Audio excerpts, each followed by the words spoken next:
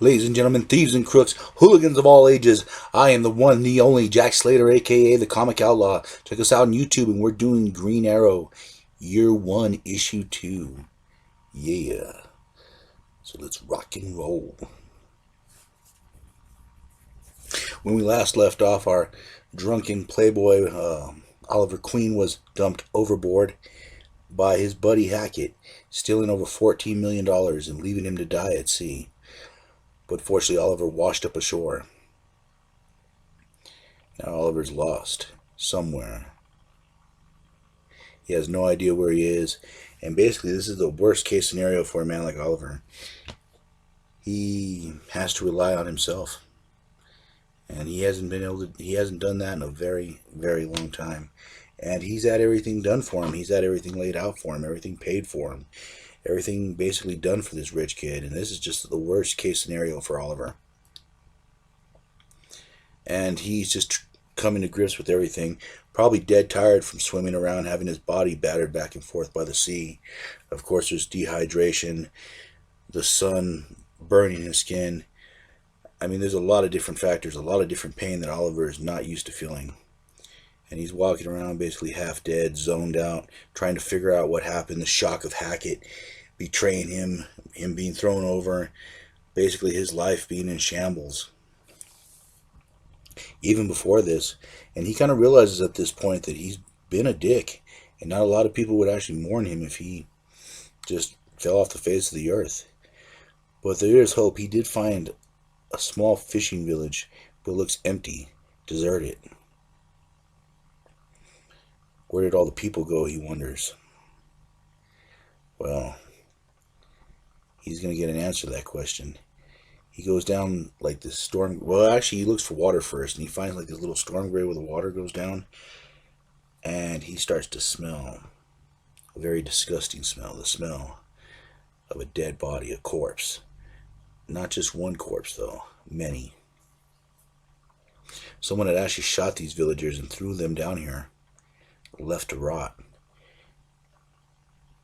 Now Oliver's situation has gone from bad to worse as he wonders what the hell he's just gotten himself into. Where the hell is he? Now, he's still wandering around day to day, and he finds a fish, and he just digs into it. I mean, he's hungry, he's dehydrated, and this event right here kind of makes him throw up because he's not used to it. He's not used to having these kind of savage instincts. So he kind of gets up, wanders around for a bit more, and this is where he starts to realize that he needs to start doing something for himself, something to help himself survive, because he can't go on like this. So he begins fashioning himself a makeshift bow.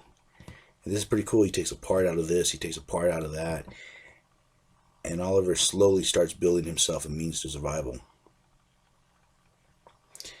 Now, remember what I told you. He was a natural with a bow. And now he's found his purpose. He's become a hunter, in his own words. Now, this makes life a little easier for Ollie. As you can tell, with a bow and arrow in the hood, he's basically starting to become what he will one day be, a hero, the Green Arrow. But for now, he's just a man trying to survive. And I love how he uses the bow in different ways. How he uses it to start a fire, how he uses it to catch fish. And of course, he's drinking out of this this gas can, and it tastes rusty and a little bit of oil, but he feels like he's alive. For the first time in his life, that missing hole, that void that we talked about in the first issue, has been filled. And in the oddest place with no money, no resources, no women at his beck and call, no fast cars, no endless supply of booze, no money bank to swim in, here alone, in nature, by himself, fighting for his survival, Oliver Queen is now born. He has shed his skin and left the man behind that he was, and now he's become this hunter. A man with nature. A man who wants nothing more than to survive. And he hears something different. It ends up being a plane. Surprised by this, Oliver actually has something in play for it. He fires a flare from one of his arrows, and boom, a fire starts up. Now at this point, this is where Oliver thinks, wow, my luck is beginning to turn.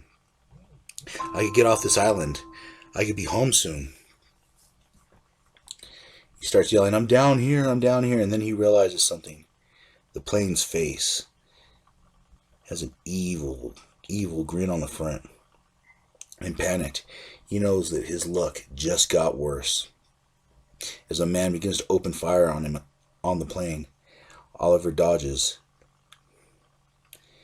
and goes, well, Oliver just doesn't have the best luck, does he? But he's pissed off. He's tired of taking it, and he's going to make his stand. For he's no longer that spoiled rich kid. He's the hood.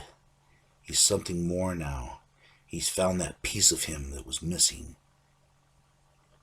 He is a survivalist, a hunter.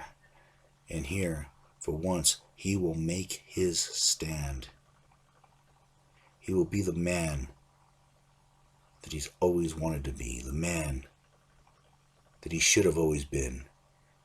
Welcome to the world, Oliver Queen. Welcome back to life. And what will happen the next time? We will find out, and I'll catch you on the flip side. Laters.